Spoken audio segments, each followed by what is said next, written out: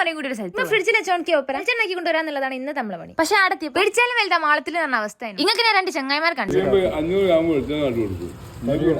Gram വെളിച്ചെണ്ണ അതിനെ psyche എടുക്കുകയാണ് ആദ്യം.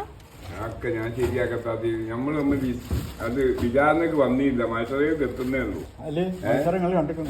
മനുഷ്യരെ കാണാത്ത ഒരു മനുഷ്യൻ ദുനിയാവിൽ ഉണ്ടാവില്ല. ഇതൊക്കെ കേൾക്കുന്ന അറിയാം. എന്ത് തേങ്ങയാണ് പറയുന്നത്? എനിക്കൊന്നും മനസ്സിലാവുന്നില്ല. എത്ര വെളിച്ചെണ്ണ ഉണ്ടാവുക? 1950 ഉണ്ടോ? രണ്ടങ്ങ് തേച്ചാളി പോയി പിന്നെ എടുത്തുണ്ടോ തൂക്കുന്നത്.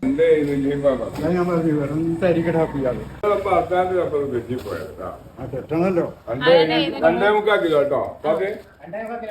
2.25. ഇതോട് കൂടി ഇത് 5ാമത്തെ തൂക്കം. വൈകുന്നേരം നമ്മൾക്കെങ്കിലും കഴിച്ചില്ലായതീനും. പിന്നെ ഇതിനൊക്കെ പുറമെ 6 പാക്ക് ഒക്കെ കാണിച്ച് വേറെ ചുള്ള വന്നു. ഇനി ഇവിടെ എന്തെങ്കിലും ഒക്കെ നടക്കും. പക്ഷെ എന്റെ കാൽക്കുലേറ്റർ ഒക്കെ ഉണ്ട്. 500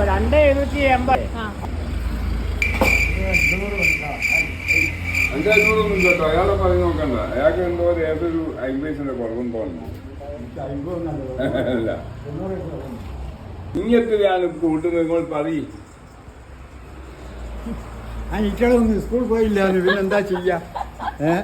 അർജായിട്ടോട്ട് കളിച്ചാലും ഈശ്വര, ഇവിടെ ആരില്ലല്ലോ ഇതൊന്ന് പറഞ്ഞു ചിരിക്കാനായി.